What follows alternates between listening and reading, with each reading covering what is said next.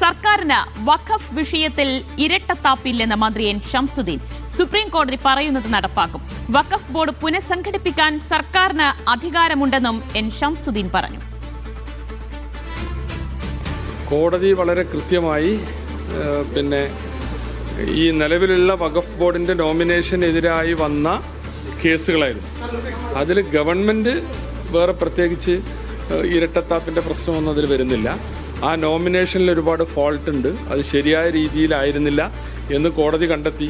അതുകൊണ്ടാണല്ലോ ഹൈക്കോടതി ഈ നിലവിലുള്ള വഖഫ് ബോർഡിന് പൂർണ്ണ സ്വാതന്ത്ര്യത്തോടുകൂടി പ്രവർത്തിക്കാനുള്ള അനുമതി നൽകാതിരുന്നത്.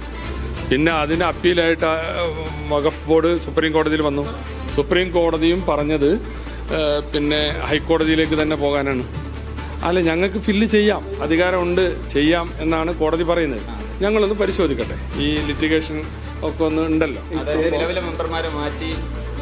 അതിന് സംസ്ഥാന സർക്കാരിന് അധികാരമുണ്ട് എന്നാണ് കോടതി പറഞ്ഞത്. ഞങ്ങളത് നോക്കിയിട്ട് ന്യായമായ രീതിയിൽ ചെയ്യും. ഡൽഹിയിൽ നിന്ന് ലാൽകുമാർ വിവരങ്ങൾ നൽകും. ലാൽകുമാർ, ഈ വഖഫ് ബോർഡ് പുനഃസംഘടന സംബന്ധിച്ച് എന്താണോ സുപ്രീം കോടതി പറയുന്നത്, അതുമായി മുന്നോട്ട് പോകുമെന്നാണോ എൻ ഷംസുദ്ദീന്റെ നിലപാട്?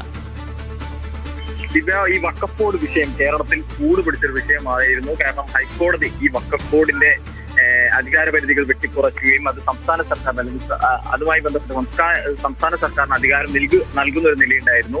ഇതുമായി ബന്ധപ്പെട്ട് കഴിഞ്ഞ ദിവസം സുപ്രീം കോടതിയിൽ കേസ് വരികയും സുപ്രീം കോടതി ഹൈക്കോടതിയുടെ പൂർണ്ണമായും ഹൈക്കോടതിക്ക് തന്നെ അധികാരം നിലനിൽക്കുന്നുണ്ട്, സർക്കാരിൽ നിന്നുള്ള അധികാരം വേണ്ട, അല്ലെങ്കിൽ ആ തരത്തിലൊരു തീരുമാനമെടുത്തിരുന്നു. ഇതിലാണ് ഇപ്പോൾ മന്ത്രി എൻ ഷംസുദ്ദീൻ പ്രതികരിച്ചത്. അദ്ദേഹം പറയുന്നത് ഇത് സർക്കാരിന് തിരിച്ചടിയല്ല എന്ന് തന്നെയാണ് അദ്ദേഹം പറയുന്നത്. കാരണം ഹൈക്കോടതി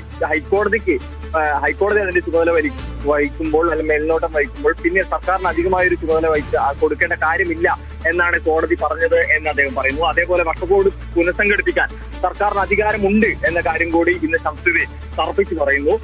ഈ വിഷയത്തിൽ സർക്കാരിന് ഇരട്ടത്താപ്പില്ല. ഈ പറയുന്ന വഖഫ് ആക്ട് സെക്ഷൻ 14 ഈ 14 പ്രകാരം അതിൽ ഈ മുസ്ലിം ഇതരരായ രണ്ടുപേരെ നിയമിക്കുന്നത് മാത്രമല്ല ബാക്കി കാര്യങ്ങൾ കൂടി അതിൽ പ്രധാനപ്പെട്ട പലതും ഇതേ സെഷനിൽ തന്നെയാണ് വരുന്നത്. അതുകൊണ്ടാണ് സർക്കാർ ഈ കാര്യങ്ങൾ കോടതിയിൽ ചൂണ്ടിക്കാട്ടിയത് എന്നാണ് അദ്ദേഹം പറയുന്നത്. മാത്രമല്ല ഈ സുപ്രീം കോടതി പറയുന്നത് എന്തായാലും അത് നടപ്പിലാക്കും എന്ന കാര്യം കൂടി ഇന്ന് ഷംസുദ്ദീൻ ഡൽഹിയിൽ വെച്ച് മാധ്യമങ്ങളോട് പറയുന്നുണ്ട്. ദിവ്യ, ശരി. ലാൽകുമാറാണ് ഡൽഹിയിൽ നിന്ന് വിശദാംശങ്ങൾ നൽകിയത്.